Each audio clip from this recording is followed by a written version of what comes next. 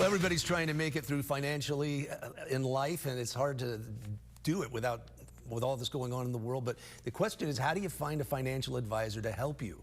We have the president and CEO of Wilsey Asset Management, Brent Wilsey, with us this morning to break it down. Good morning, Brent. Well, good morning. And I brought this up because I was disappointed that the current administration, there was actually the previous administration came up with a rule that when you leave your company with your 401k, you had to go to a fiduciary who has your best interest at heart. And that I was hoping was going to go through.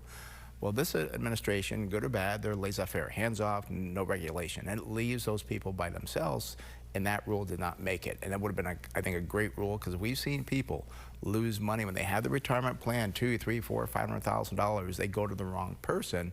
And that's a retirement, they lose it. It's such an important thing. Fiduciary was the best idea, but unfortunately, people are on their own now. And that's, you're talking about if somebody leaves a company, it's their 401k? Okay. Yeah, you've worked at the company for, we'll say, 10, 20 years, and you've got built up a pretty good, 401k. Well, you go to another company, you can take that 401k with you. Now, you can either take it to the new company, which we don't recommend, or you can roll it over to investment for yourself. Well, the rule was requiring you to go to a fiduciary, but that rule failed, so now people can go to anyone to get it done. Really? They're on their own?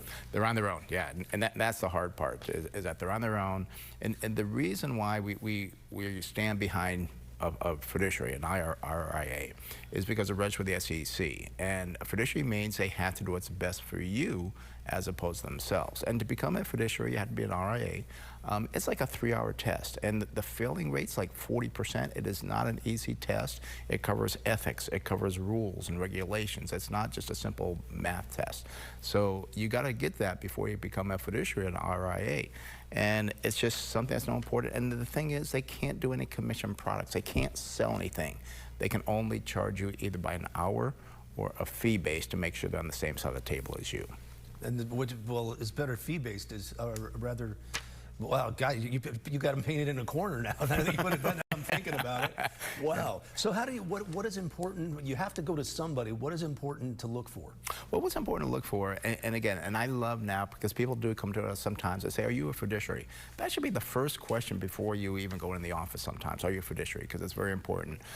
The other side is the brokers who are registered with FINRA. Now, the difference with those is that they can sell products. They can, sell you a high commission annuity, earning 7–10%. They can sell private equity, all these things pay these big commissions, and then they don't care. They sell you the product. Well, goodbye. I go find the next person.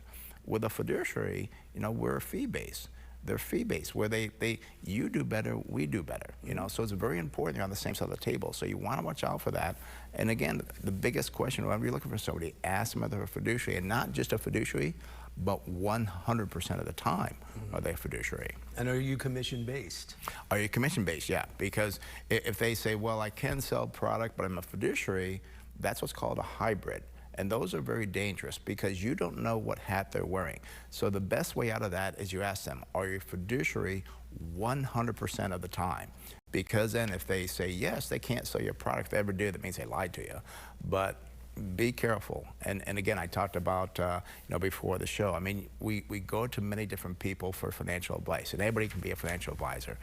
There was here in San Diego, we had some of the clients where he was an enrolled agent, did taxes for years, built up this trust with people. Well, he started doing real estate and real estate development, saying, oh, invest in this and you'll make all this money. Well, I think he did 2, if not 3 deals, and the people lost all the money from those deals. And this was a person that financially you thought he would know what he's doing, but he was not a financial advisor. He was not a fiduciary. He was not registered with the SEC. So important to find that out. And there's some good people out there. They don't mean to make mistakes. But again, to take the test to become a fiduciary, it's like a 3-hour test, and 40% of people fail it the first time. It's not easy. I said it covers ethics and regulations and rules. It's tough to understand that. In your correspondence, I see, what are hybrids? Very important. I'm glad you brought that up, because a hybrid is somebody that can do both. They say, well, you can ask me, are you a fiduciary? They can say yes, because they are a fiduciary, but they're also a broker. So it's a hybrid. They can do both. And I hate that they allowed that. That should have not have been done. One of these things that slipped on through.